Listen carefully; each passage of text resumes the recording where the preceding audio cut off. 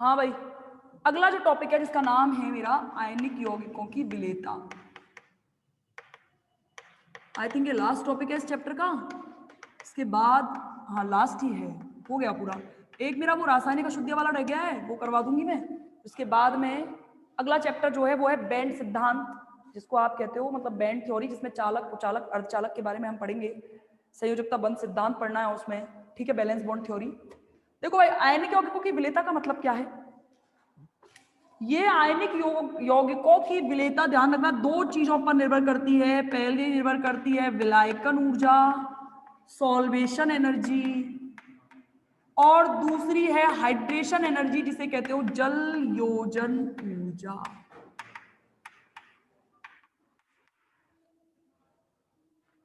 देखो भाई, आयनिक यौगिकों की विलेयता के बारे में बात कर रहे हैं। इसका मतलब क्या है कि किसी आयन को विलय करना है। ध्यान से एक एक चीज मेरी समझते चलना। Na, जैसे मैंने माना, कोई भी दोनों में डिफरेंस क्या है ये चीज समझो। पहली बात तो नाम से स्पष्ट हो रहा होगा। अगर देखो, विलयन जो मेरा बनता है वो बनता है विलायक प्लस विलेय। विलेय और विलायक की परिभाषा क्या है? विलेय का मतलब है जिसको घोला जाए। ये तो बहुत बचपन वाली डेफिनेशन है ना। आज की ट्रेंड में बात करें तो जिसकी मात्रा कम हो, और विलायकन की बात करें, विलायक की बात करें तो जिसकी मात्रा क्या हो, ज्यादा। जब आप थर्ड ईयर की ओर चलेंगे तो फिजिकल केमिस्ट्री की यूनिट 5 सॉल्यूशन के नाम से है, वहां हम डिटेल में पढ़ते हैं इसके बारे में।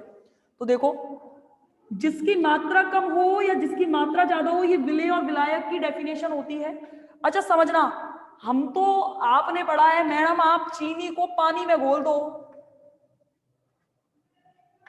मेरा विलियन बनेगा। मैंने कब कहा नहीं बनेगा? ध्यान रखना, सममांगी होना चाहिए, होमोजीनियस होना चाहिए, ऐसा होना चाहिए जिसमें से दोनों को पृथक ना कर सकें। विलेय और विलायक को क्या ना कर सकें, पृथक ना कर सकें, ऐसा होना चाहिए, उसको कहते हैं विलियन। कहीं ऐसा नहीं हो जैसे रेत में आप रेत को पानी में घोल दिया, बनेगा क्या सॉल्यूशन? नहीं बनेगा, विषमांगी मिश्रण होता है। ये ध्यान होता है, ये ध्यान होता है। Homogeneous mixture of any two और मोर कंपाउंड्स, यानी कि दो या दो से अधिक ऐसे कंपाउंड जो आपस में मिलकर सममांगी मिश्रण बनाते होंगे, विलियन कहलाते हैं। अब आपको, अब जैसे आपने पानी में मिलाया चीनी को, आप कहते हो मैडम क्या किया आपने, सॉलिड को लिक्विड में मिलाया है, यानी कि द्रव में ठोस। अभी आप फर्स्ट ईयर में हो तो केवल यही पढ़ना है कि द्रव में ठोस क्या है। बाकी आप जब second year sorry third year में पहुंचेंगे तो आप बहुत सारे पढ़ेंगे, ठोस में ठोस भी घुलता है, देखेंगे। ठोस में ठोस भी, ठोस में द्रव भी, द्रव में ठोस भी, तो बहुत सारे बनते हैं, बहुत सारे सॉल्यूशंस बनते हैं। तो ध्यान रखना, तो क्या है, हमें पढ़ना है केवल द्रव में ठोस। सोचना, अगर द्रव यानी कि विलायक यदि जल हो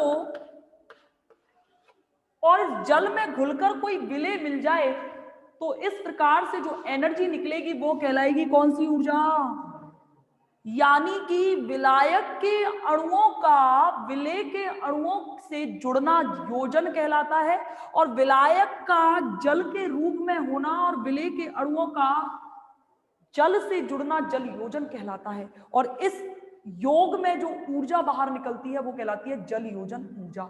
इसके विपरीत विलायकन ऊर्जा का मतलब क्या है कि अब विलायक के रूप में जल नहीं होगा, बेंजीन हो, कोई भी एक्स वाई जेड जो भी लेना चाहे, लेकिन पानी नहीं होना चाहिए। क्या कहलाएगा? विलायकन ऊर्जा कहलाएगी। अब देखना ध्यान से, आयनिक विलेयता मैंने कहा दो चीजों पर निर्भर करती है। आयनिक विलेयता कब ज्यादा होगी? जब विलायकन ऊर्जा जल योजन ऊर्जा से क्या होगी? ज्यादा होगी। मैडम ये क्या कह रही हो, ये तो समझ ही नहीं आ रहा। क्यों नहीं आ रहा समझ में? अरे विलेय पदार्थ को अगर जल में घोलोगे, आपको जैसे किसी की ऊर्जा निकालनी है, आपको किसी की आयनिक विलेयता का निर्धारण करना है, कैसे करोगे निर्धारण? आयनिक विलेयता का निर्धारण बच्चों ऐसे किया जाएगा कि जैसे मानो आपको NaCl का निर्धारण करना है। NaCl को एक बार पानी में घोल कर देखो, जैसे ही आप पानी में घोलकर देखोगे तो वहां से निकलेगी जलयोजन ऊर्जा, कैलकुलेट कर पाओगे। फिर उसके बाद NaCl को KCl में घोलकर देखो, वहां से कौन सी ऊर्जा निकल के आएगी, विलायकन ऊर्जा। अगर जलयोजन ऊर्जा का मान, फिर यह भी बताया गया, अगर जलयोजन ऊर्जा का मान विलायकन ऊर्जा से कम होगा तो विलेयता होगी कम। मैंने कैसे याद कर रखा है, दोनों में कंफ्यूज ना हो, तो हमारा शब्द क्या है, विलेयता, यानी कि विलायकन ऊर्जा का मान ज्यादा होना चाहिए तब विलेयता अधिक होगी। और अगर विलायकन ऊर्जा का मान जलयोजन ऊर्जा से कम होगा तो आयनिक यौगिकों की विलेयता क्या होगी, कम होगी। कैसे, देखो, मानो आपने कोई दो धनायन और दो ऋणायन वाला, मतलब कहने का मतलब एक तो धनायन ऋणायन का कोई विलायक लिया है और उसी धनायन ऋणायन का आपने एक विलेय लिया है, कुछ ऐसा। तो क्या होगा, देखो होगा क्या, जो आपके जैसे ही आपने ये पात्र लिया है जिसको कंटेनर कहते हैं इंग्लिश में, पात्र में आपने कोई विलायक लिया है बच्चों, कोई भी विलायक जो कि प्लस और माइनस में टूट सकता होगा, यानी कि कोई आयन होना चाहिए, क्योंकि मुझे आयनिक यौगिकों की विलेयता। एक चीज और ध्यान रखना, जितना जब प्लस और माइनस बन रहे होते हैं तब उसको कहते हैं हम ध्रुवीय यौगिक। कौन से यौगिक, पोलर कंपाउंड्स कहते हैं उन्हें, यानी कि आयनिक यौगिक। यानी कि ध्यान रखना, प्रत्येक आयनिक यौगिक ध्रुवीय होता है, ये कंफर्म है, यानी कि ध्रुव बनते हैं उसके। प्लस माइनस का मतलब क्या है, प्लस माइनस का मतलब ये है कि एक के पास इलेक्ट्रॉन पूरे के पूरे खिंचकर आ रहे हैं, यानी कि एक के पास इलेक्ट्रॉन ऐसा है जो नेगेटिव चार्ज जैसा रखता है, वो पॉजिटिव, अरे कब जुड़ते हैं ये आपस में, जुड़ते जब है कि इसको इलेक्ट्रॉन की चाहत है और ये चाह रहा है कि मैं अपने इलेक्ट्रॉन किसी को दे दूं, तभी तो बनेंगे। अगर कोई ऐसे दो लोगों के बीच में आप बॉन्डिंग बनाने की प्रयास करोगे जिनका कोई मतलब ही नहीं है, जिनका कोई मतलब ही नहीं है, फिजिकल केमिस्ट्री के नोट्स मिल जाएंगे, देखो, तो मेरे को जैसे ना तो किसी से कोई, मेरे पास बहुत पैसा है, मुझे मतलब ही नहीं, कोई मतलब नहीं। अभी आपने देखा होगा एक केस चला था नोटबंदी का, है ना, उसमें क्या हुआ, जिसके पास पैसे ज्यादा थे ना, दे रहे थे, होता है ना, तो वो क्या कर रहे थे, वो पैसे दे रहे थे, भाई ठीक है, क्योंकि ब्लैक मनी को पकड़ने के लिए मोदी जी ने ये मुहिम चलाई थी कि नोटबंदी जैसा चीज की थी, नोटों को चेंज किया था। हुआ क्या था, उस टाइम पे जरूरत पड़ी थी कि भाई नोट दे रहे, लेकिन होता क्या है कि कोई, जैसे बॉन्डिंग कब बनती है, बॉन्डिंग तब बनती है जब एक को कोई चाहत हो और दूसरा देने की प्रवृत्ति रखता हो, अदरवाइज नहीं होती। ध्यान रखना, ऐसा नहीं हो सकता कि किसी से जबरदस्ती आप पैसे निकलवा लोगे, ऐसा पॉसिबल नहीं है। जब तक वो देना चाहेगा नहीं और जब तक उसको चाहिए नहीं, वो लेगा नहीं। तो कहने का मतलब, समझने का क्या है मेरा मतलब ये है कि जब प्लस माइनस एक दूसरे के साथ एक ऐसे विलेय पदार्थ से क्रिया करेंगे जो खुद भी प्लस माइनस चार्ज रखता होगा, हम ऐसे पदार्थों की आयनिक विलेयता निकालने का प्रयास कर रहे हैं। अरे जब तक आयन नहीं बनेंगे तब तक उनकी विलेयता कैसे कंफर्म होगी, समझ में आ गया। अब देखो होगा क्या, जैसे ही आपने इसमें विलायक में प्लस माइनस है, समझ गए, इधर विलेय भी खुद प्लस माइनस रख के बैठा है। जैसे ही मैंने माना कोई पॉजिटिव वाला आयन, पॉजिटिव आयंस, जैसे ही इसमें कोई पॉजिटिव नेगेटिव वाला ध्रुवीय यौगिक आकर मिलेगा, यानी कि विलेय पदार्थ मिलेगा, तो देखना पॉजिटिव चार्ज के चारों ओर कौन गिर जाएंगे,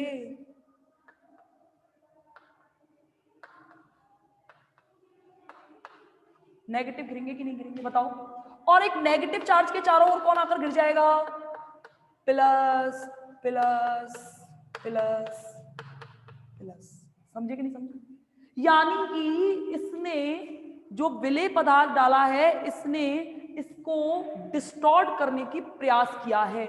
ऑब्वियस सी बात है, मेरे पास क्या है, प्लस माइनस है, यहां भी प्लस माइनस है, बेचारे अकेले बैठे हैं, लेकिन जैसे ही विलेय पदार्थ आया इनमें हलचल होना स्टार्ट हो गई। हलचल होना कैसे स्टार्ट हुआ, ये जो विलायक का जो प्लस है, इसके चारों ओर इसके जो ऋणायन है ये आके इकट्ठे हुए कि नहीं हुए, यानी कि बेचारे का इसका ऋणायन किसके जाकर इकट्ठा हुआ है, इसके पॉजिटिव आयन के चारों ओर। होता है यूं है कि जैसे ही इन दोनों के बीच में अंतर क्रिया होती है, यानी कि इस पॉजिटिव के चारों ओर नेगेटिव आते हैं और इस नेगेटिव के चारों ओर पॉजिटिव जैसे ही आते हैं बच्चों, वैसे ही इनको यहां तक लाने में कुछ ऊर्जा का व्यय करना पड़ता है। इस ऊर्जा को ही कहते हो आप विलायकन ऊर्जा।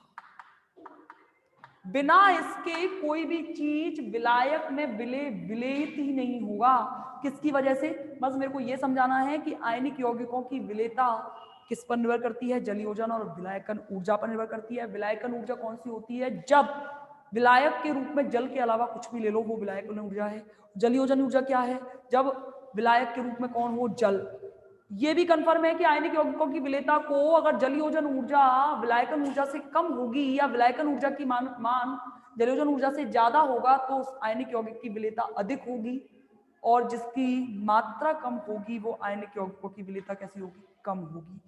आयनिक यौगिकों के लिए ये विलायकन ऊर्जा और जलयोजन ऊर्जा को निकालते कैसे हैं कि जैसे ही किसी ध्रुवीय विलायक में कोई ध्रुवीय विलेय पदार्थ आकर मिलता है तो विलायक के पॉजिटिव चार्ज के चारों ओर विलेय के ऋणायन वाले सारे चार्ज आ जाते हैं और नेगेटिव चार्ज के चारों ओर विलायक के सारे पॉजिटिव चार्ज आ जाते हैं।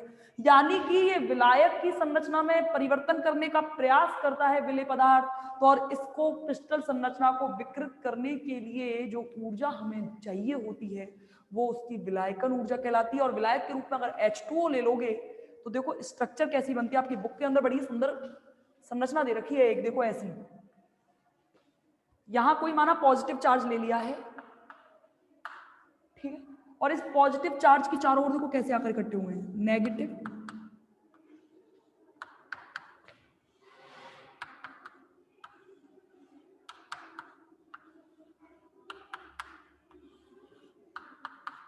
ये देखो ऐसे कुछ क्रिस्टल बनता है।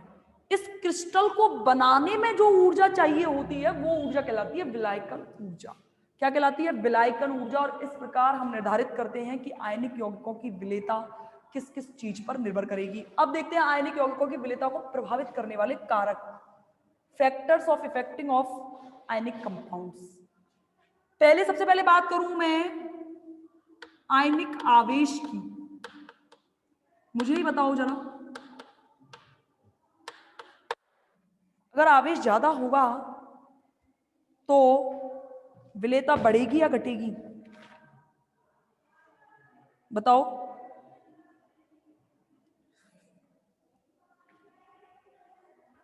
देखो आयनिक आवेश का मतलब क्या है? आयनिक आवेश का मतलब यह है कि जैसे आपने एक तो हाइड्रोजन प्लस लिया है, लिथियम +2, और क्या होता है बेरिलियम +3, ऐसे करके ये यौगिक बन रहा है। आवेश बढ़ रहा है कि घट रहा है? बढ़ रहा है। आवेश बढ़ने से आकार छोटा हो रहा है कि बड़ा हो रहा है? आकार क्या हो रहा है? अरे ऑब्वियस सी बात है, प्लस का मतलब है इलेक्ट्रॉन को त्यागने की प्रवृत्ति, और इलेक्ट्रॉनों को त्यागेगा तो ऑब्वियस सी बात है छोटा होता चला जाएगा। यहाँ पे कितने इलेक्ट्रॉन त्याग रहा है? यहाँ पे, यहाँ पे, यानी कि आवेश क्या होता चला जा रहा है? बढ़ता चला जा रहा है। और आकार कैसा होता चला जा रहा है? छोटा। सोचो आकार अगर छोटा हो रहा है तो आप एक चीज बताना मुझे कि छोटे आकार के अणुओं को घोलना ज्यादा आसान है या बड़े आकार के अणुओं को घोलना ज्यादा आसान है? बताओ। अरे भाई चीनी के छोटे छोटे टुकड़ों को, मतलब मैं तो सिंपल बात करूं, आपने सुना होगा, मैं तो बहुत देहाती लैंग्वेज में बात करती हूँ, बूरा देखा है?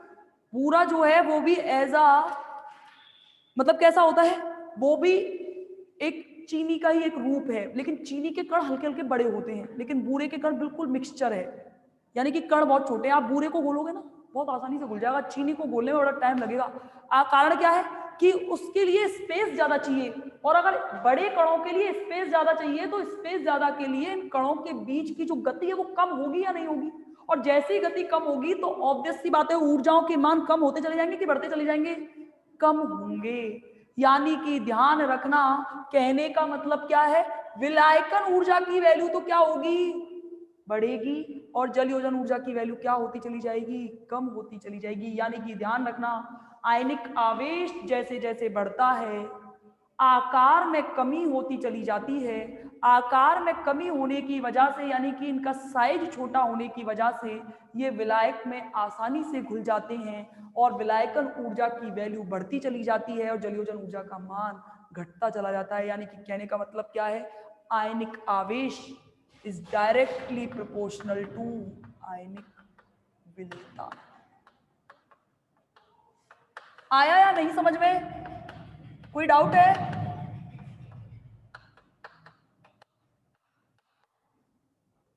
क्या हुआ मैम, 5 इयर्स के क्वेश्चन पेपर्स की कौन सी सीरीज लाएं? कोई सी भी ले आओ, कोई फर्क नहीं पड़ता।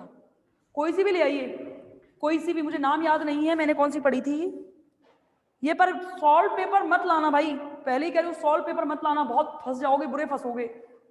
ना तो नोट्स पढ़ने के रहोगे ना वो पढ़ने के रहोगे, गलतियां आती हैं बहुत ज्यादा गलतियां आती हैं, ठीक है। बाकी और जो चर्चा करेंगे लंबा हो जाएगा टॉपिक, इसके बाद में हम बात करेंगे कल, ठीक है। कल की क्लास में हम आगे डिस्कशन करेंगे और इस यूनिट को खत्म भी करेंगे साथ में, चैप्टर को, यूनिट नहीं चैप्टर, ठीक है।